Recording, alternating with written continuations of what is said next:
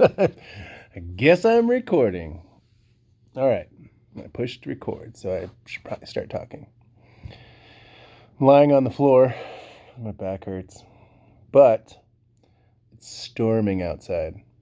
And if we're lucky, you can hear it. King tides going on, so that's when the water's much higher. It's storming. There's, I don't know, 30 to 50 mile an hour wind gusts. You know, things move. The house kind of rumbles and grumbles, and I like it. And, you know, gives the opportunity to talk about, you know, accepting what is, I have to clean up here in a minute. And I'm like, well, before I clean up, I need to relax for a minute. And being okay with that, like instead of just like jumping from one to the next to the next to the next. Because it hurts. It hurts. So I'm gonna be okay with what's going on. I know it's just rambling. I wanted to think more about what I was going to talk about, but my finger hit record, so I thought, well, police, ambulance. The talk about anxiety again, because it was really hard for me to deal with this kind of extreme weather coming from the Midwest and being responsible for Dylan and all of that stuff. And so it really like kind of culminated all together of the vastness of the ocean and the vastness of the forest. I'm standing on the beach and it would make me very uncomfortable. And I'm like, I am so insignificant. Like if I went, a mile east or a mile west and tried to survive, I wouldn't be able to do it. There's just no way. There's no way that, and so it really put things into perspective. And then, being a father and all that entails of like, you're bringing somebody in that you're,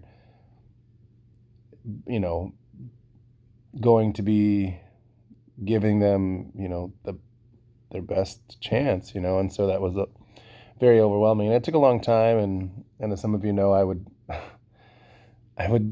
just have the most ridiculous things. I would go to bed thinking that someone's gonna break into my room and douse me with lighter fluid. Now that does stem from a bully that I had and when I was very young, and he actually did spray me with lighter fluid and did try to light me on fire. So I mean, it wasn't like out of nowhere, but there was no reason for it.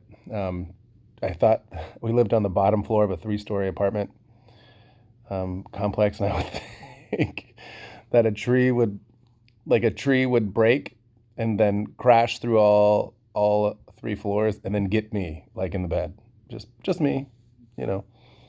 And it's ridiculous, And I would tell people all of the crazy things that I would think, and people would laugh, and I wanted that. I wanted the anxiety to be laughed at, um, because it was for me it was silly, right? And didn't serve me, and it made me quite physically uncomfortable. And it took a long time, I remember, my mom. We were going from like we went from like I think it was Schooner Creek to Drift Creek, and there's this logging road, and I got so anxiety I had to poop. Like it was so bad. And my mom, bless her heart, she's just like, well, I was like, I have to stop now. Like I can't not, like I'm scared shitless for real. But I put myself in those positions so that I could kind of get through it, and it little by little it did.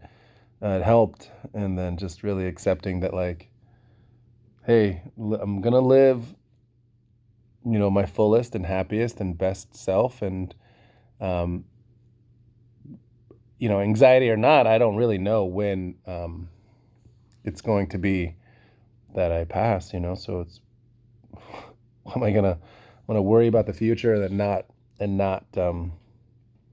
be in the now, and I think that's for a lot of stuff, um, a good exercise in being present and all things. So now I can be here and think, wow, look at the ocean. I remember I had a friend who was they're like, oh, come check out this.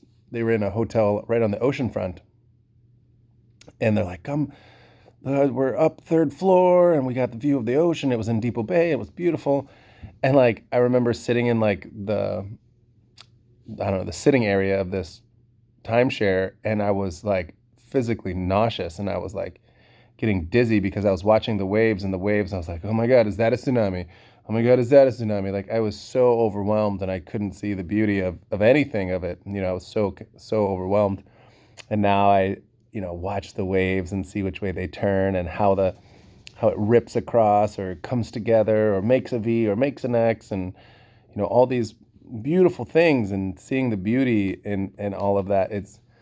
I just love it. Um, and just like now, this super intense wind gust will come in, and I left work and I was sitting in my car and it's literally um, the street the office is the street. Like I look out the front of the office and it's the ocean. So the wind was just like lifting up one side of the car and pushing it down and lifting it up, and I was like, wow, how amazing to be able to be in this. And so I'm grateful for this kind of new perspective. And it took a long time, and it took, active, you know, concentration and putting myself in those positions and telling everybody that would listen, like, oh, I'm so ridiculous, my anxiety this and my anxiety that. And I didn't feel like it was part of me. I know it's part of me, but I didn't identify solely of like, this, I suffer from anxiety. I'm pretty good. And then I have anxiety, and you know, have kind of conquered it. I told when Matea was born, it was like, she was born with seizures. And so, it was like, oh, this is some real shit you need to worry about. And worrying about a tree falling on you is not anything. Your daughter is in the emergency room right now at 3 days old, suffering from seizures. And so it really was like, bonk, like, here we are. Now this is some real stuff. And so, unfortunately, fortunately, it gave me perspective. Here comes Pub. Pub. Nope. I don't know where he went. He's behind me. So yeah. So as some of you know, she was born with seizures, and that they called it the fifth day fits. And she was on phenobarbital for 6 months, and then they retested her. She was having in the left frontal lobe, and so she was on that for 6 months, and then she got off of it, and she's been fine ever since. And she's had fevers and bonked her head and watched Pokemon and all that stuff, and hasn't. It's all good. So that was really good. But so and also me working on that. It's nice to know, like, sometimes I'm like, oh man, it's foggy at the top of Cape Foulweather, and I remember not being able. I would turn around. I wouldn't even drive south of Lincoln City. I stayed in Lincoln City for like 5 years because I just couldn't handle it. It was so bad. So, but not anymore. It's all right. I still have anxiety about other things, but not so not so much like it was before. And I guess that's what I wanted to talk about, was anxiety and how I got kind of got through it. And I'm gonna take a nap. No, I won't take a nap. I'll take a nap after this. Um, but yeah, so you know, say it out loud. You know, don't want it. I don't want the anxiety. And, you know, I don't know. We're all different.